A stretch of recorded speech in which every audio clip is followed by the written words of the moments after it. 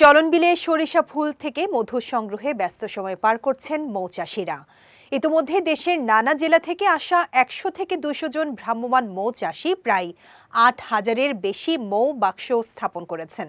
সবকিছু ঠিক থাকলে চলতি মৌসুমে ১২৫ মেট্রিক টন মধু সংগ্রহের আশা করছেন তারা। সিরাজগঞ্জের চলনবিল প্রতিনিধি আলহাজ আলী রনের পাঠানো তথ্যচিত্রে বিস্তারিত ডেস্ক রিপোর্টে। হলুদ গালিচায় মৌমাছির মধু আহরণ। সিরাজগঞ্জের চলনবিলের মাঠগুলো এ মুহূর্তে সরিষা ফুল আর মৌমাছির মেলবন্ধনে যেন প্রকৃতির নিজস্ব উৎসব মঞ্চ।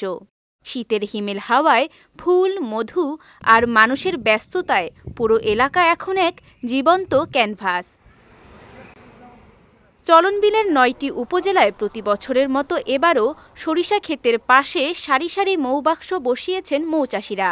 সকাল থেকে বিকেল, আবার কখনো রাত পর্যন্ত চলে মধু সংগ্রহ। প্রতিদিনের এ কর্মব্যস্ততা বলে দেয় চলনবিলের বাতাসে জীবিকার গন্ধ ভাসে।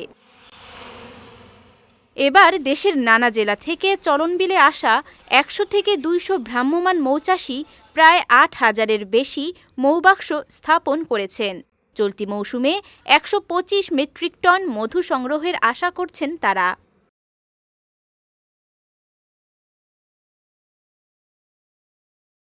মৌচাষীরা সাধারণত ব্রুড থেকে মধুটা নেয়। মধুর ঘর হলো ১ কিলো ডিম বাচ্চার ঘর, ১ হলো মধুর ঘর। আমরা চাচ্ছি যে মৌমাছিকে ধ্বংস না করে, নষ্ট না করে, যাতে সুপার থেকে অর্থাৎ মধুর চেম্বার থেকে শুধু মধুটা নিবে, এই পদ্ধতিতে এই বাক্সটাকে আমরা অবলম্বন করছি।